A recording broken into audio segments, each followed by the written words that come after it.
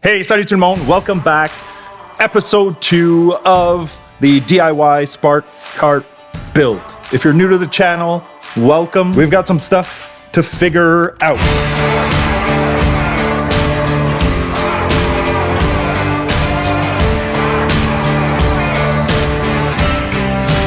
First off, seat install. Messed around with that. Didn't film much of it, but essentially I want to utilize the little nubs that are part of this plastic hull. They've got basically everything strapped down to these, everything structurally. So like gas tank was held down there.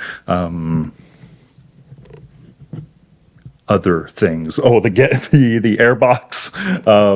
Seems like it was more, can't think of it right now, doesn't matter. So that's basically the structure. The only point I can figure to strap the seat down to. Went out, bought some 1" by 1" square tubing that already has a million holes drilled into it.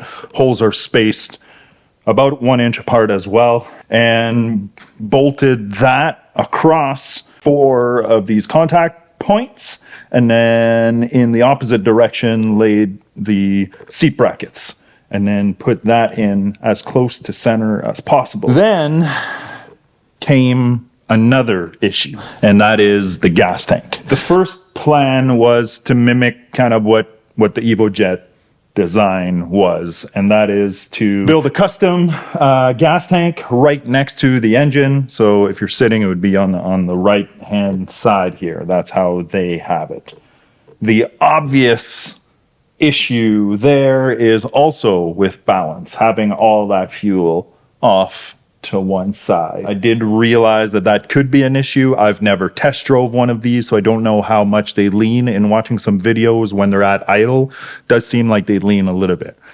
Now, if I'm really concerned about cornering, that could become an issue, significant enough to make it lean and not turn and behave the same side to side. Then there's the battery. The battery is just under 15 pounds. It's going to sit on the opposite side of the engine, so I can make it sit further, counteract, whatever, you know what I mean. Counteract that weight a little bit, but basically we're talking 50 pounds roughly of fuel and the tank on one side, and then 15 pounds only there. So that 35-pound difference, not enough. I was still going to roll with it. There seemed to be no other option. So originally I was going to build this tank and learn how to TIG weld. And then the more I said it, the more that sounded like a bad idea. Not a good thing to be learning on. We don't want any leaks here. So I started reaching out, found some guy on Facebook who's advertising, and reached out, said, hey, is this a project you would do? He said, yep, no problem. Described to him a little bit what I was doing. And right away he's like, hey, did you consider the weight difference and the offset side to side? And just hearing somebody else say it, then it makes it a little bit more real. And I was like, man, I got to revisit this and really check this out. So I had already did some CAD design, some cardboard aided design, built what the gas tank was roughly going to look like. So I just grabbed it and threw it in between my legs, center in the boat to see if it fit. And it fit. The width was good. Feet still feel good, and we're pretty close to where it should be. So what does this mean? It means that we're throwing some weight quite a bit forward, more so than factory. All right, outside the gas tank, what's going to come next? Wiring. In moving the gauge cluster, steering column, all of that more towards the front, I needed to extend those wires. I counted it's somewhere between 30 and 40 wires to this harness. So my first plan was just extend it. But with a little bit of research, I came across a company that sells a wiring extension. And what the purpose of that is so that you can remove the top of your Spark, put it on the ground next to it, hook up this extension, have all the wiring still plugged in, and then run it with the top off. It's actually a great product, and the price was right. It was like $150 for this harness. I forget how long it is. It's way longer than I need. Basically, I was going to do like a 36-inch extension. This is probably quite a bit more than that, but I don't care. I love it. This means that I can also do the same thing for servicing or testing later on, is remove the top and have this extension there. So this means no splicing, factory style connections, just plug and play. It's amazing, solves a bunch of my problems. That being said, I was left with basically one harness, which is a 4-wire connection, and that's just for the gas tank itself. That one's going to need to be extended. There's no reason. That one is hardwired in typically. So that is 4 wires instead of 40 that I need to extend. So that's a giant win. I've got the 4 wires that I just mentioned for the fuel tank.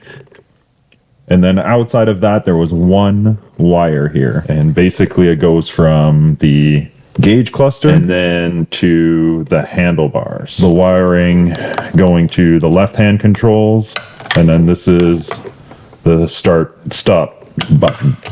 So this pokes out of the handlebars, and I needed more slack here. So I had to cut the backing to open up the harness and then just give it a little tug through here, but the only thing that was preventing me there was the short pink and white wire, so I extended that a few inches, and now I'm able to pull that through and have all kinds of slack up here. So the last step is just to throw some tape. Statistics show that about half of you guys are American. So in the US, I am not exactly sure what you guys would call this tape, but in essentially every Canadian household, you will be able to find it in a bag that might look something like this.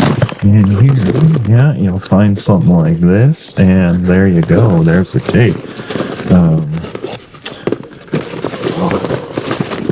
These days, you'll find it in all kinds of colors, and this, that's the one. Americans, comment down below. Let me know what you guys call this stuff. Here in Canada, we call it stick tape. Pretty similar stuff. Just going to show you comparison here, side by side.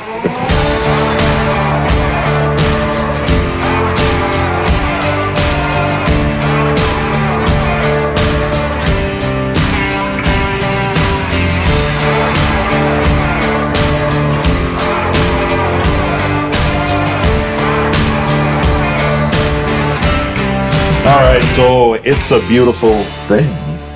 Wiring is done, tidied up, got my pigtail. So this is kind of a cool feature that they built into the harness, which is basically like a remote start button.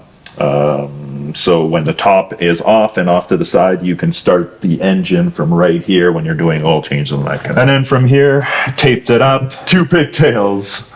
Number 1, this is for the handlebar position sensor. Don't quote me on the name, but that's what I'm going with. It goes inside the column. I'm assuming it's a Hall effect sensor, so like a magnetic type sensor here. So that clips in there. And then the second harness is the desk post, or the key. All tidied up. Really happy with how this turned out. Looks great, nice and clean. I'm liking the layout. Things are rolling. Let's make a couple of changes next to this cardboard gas tank so that I could get it to my aluminum fab guy and we can get that fabbed up. Let's go.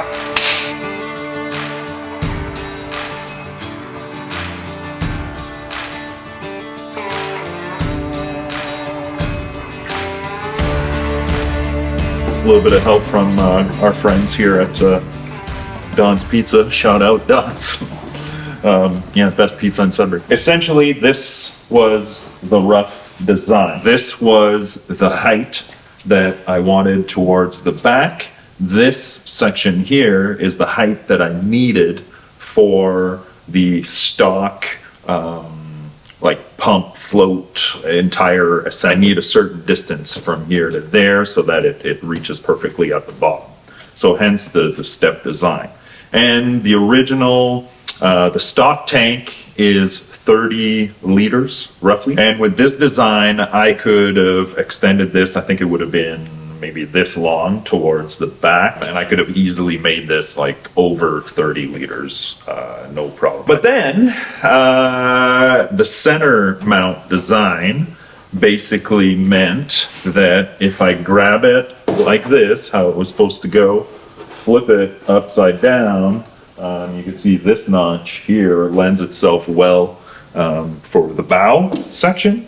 And so that's when I stuck it in here, and lo and behold, it was pretty close. The dimensions in between my leg felt pretty good, pretty natural, comfortable. Now we're left with these two natural kind of bracket mounts that were down here for the stock tank, I believe. Yeah, you'll see the hook points, and on the other side, that's the toe part. So very strong portion. And then these two, those are two mounting spots for the tank. Looks something like this. And then now you see the front here lines up perfectly.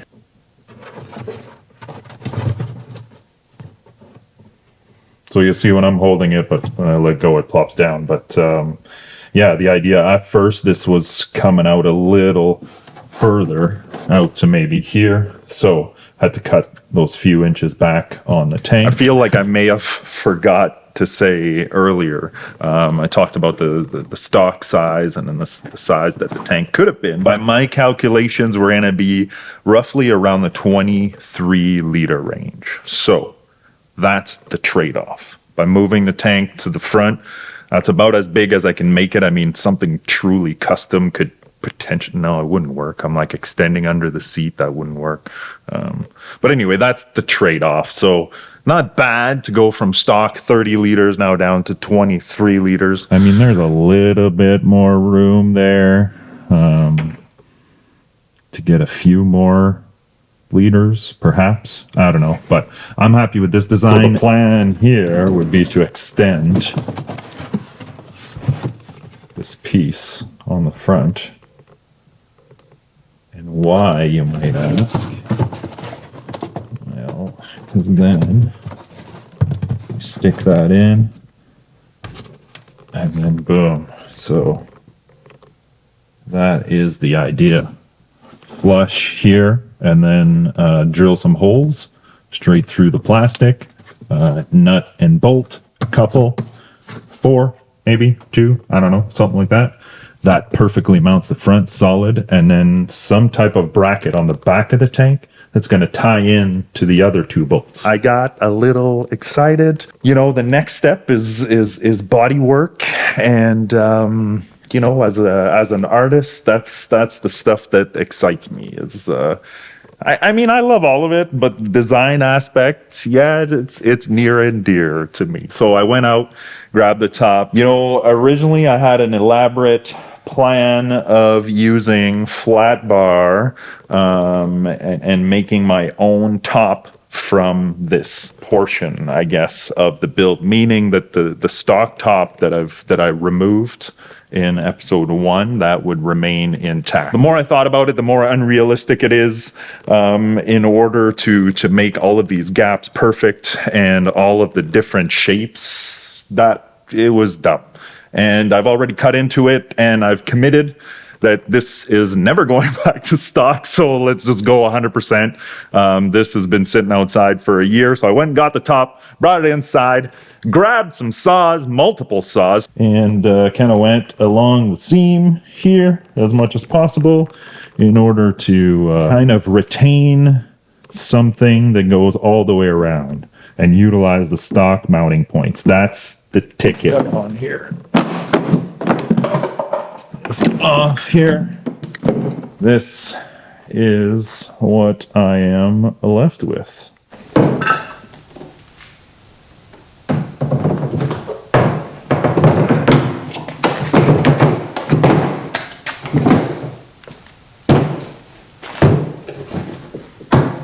So this makes a little bit more sense. I've got this little perimeter around here. You know, the controls, they will become one with this top piece as well. That's the vision. So,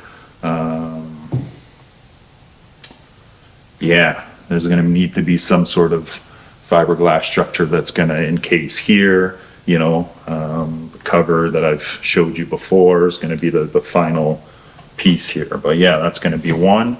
And then inside the glove box is 2 factory mounting locations, which are then going to screw into the tank. All right, so first foot wells, they will be gone.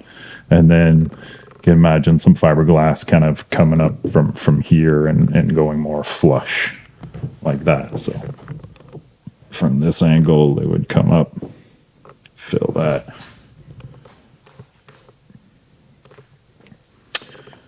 So yeah, we'll see how much I've got to cut out of this, but as far as the side profile, I mean, we're getting closer to what the shape's going to look like. Now over here, fuel tank, the new filler hole is going to be at the very edge and somewhere in here. I mean, yeah, maybe right, yeah. Ideally, I want it up here so that I could hide it with that cover, and then it would just be hidden. That's what I'm shooting for, but we're running out of real estate. There's a lot going on here with this cover meeting this one and this peak, and then the steering hub is right there. So I don't know, maybe it ends up here, something like that. I'm not sure. And then the stock sending unit, pump, all of that. That's going to sit towards the back half over here. And then lastly, we throw the center console steering hub thingy up here. This is how it's going to sit. And then down here, so roughly, you know, this will sit higher, but that'll all become one. And then back here, this would be flush here with a bracket, and inside are 2 mounting holes. So I'm going to pop this off now and focus back on the steering hub and center console situation. Got to tidy this up, get this so that it's usable, and we'll get this started. That's the plan. Let's go. The center console there, like the gas tank's not taking away any of my foot space. I mean, my foot would never be that close. Right now, the gas tank is the exact same width as this center console, more or less. Around that 6.5 inches wide. I might be able to go a little bit wider if I think that I need more fuel. I'll have to give that some thought.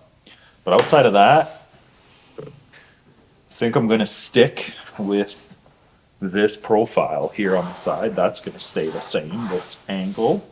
I definitely don't want to go any lower than that. At this height, I know that typically the water's not going to come up over.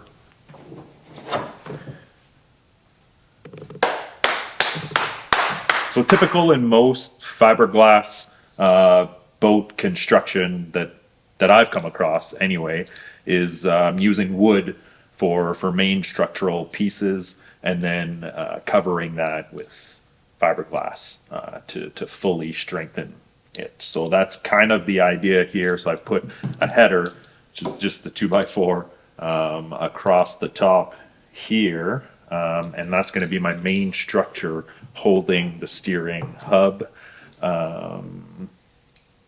assembly, I guess, right? So the main structure. And then from there, it's going to have a mounting point, as I mentioned before, in the glove box under here. And then this side's going to be fully wrapped in fiberglass, basically the whole thing covering the 2x4 in the end as well. So I've made a couple of marks because I want to do some trimming. I don't want this 2x4 sticking out here, so I'm going to taper it in, making it a little nicer. Throw some paint on there, and then yeah, that's it for the steering column. Brings me to one other quick thing that I noticed, so I'm going to move this out of the way. Yeah, that's just knee clearance. So basically I'm seeing that yeah, there's going to be some issues, so I just need to cut more of the plastic back here, which isn't an issue.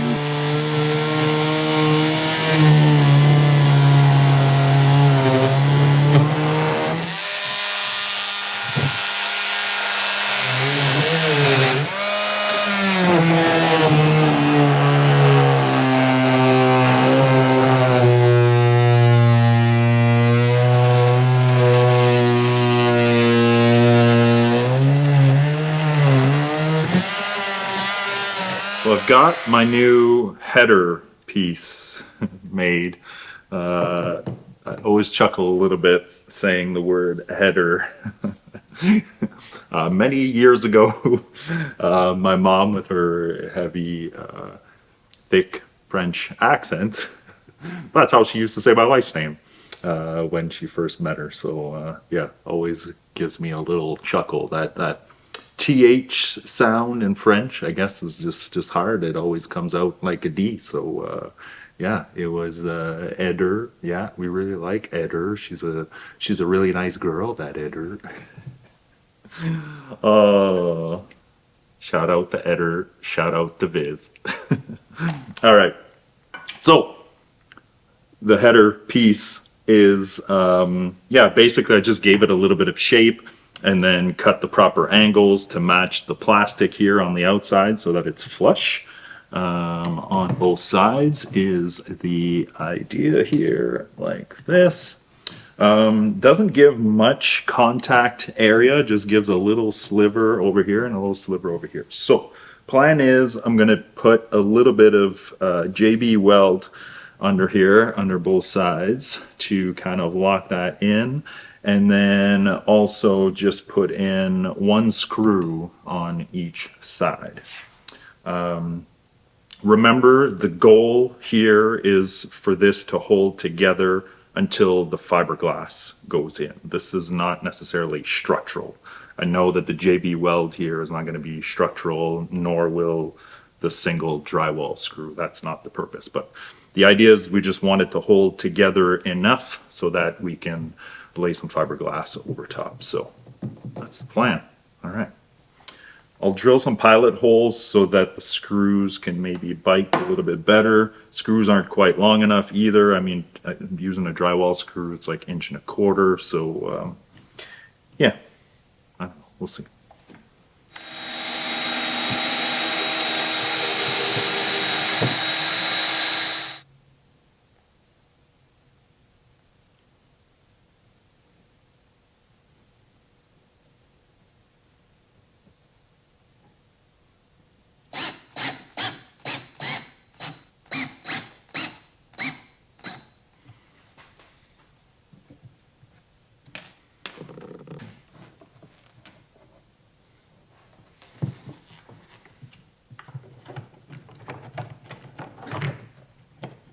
All right, so the header is mounted, epoxied, got a few screws in there. It's solid. So then went ahead and did the same thing with the center console slash steering hub, using the same technique. JB weld epoxy in some contact points along with 4 screws, and that is now also one. And pretty solid. So I'm good with that. I'm happy with that. Next up, hand controls.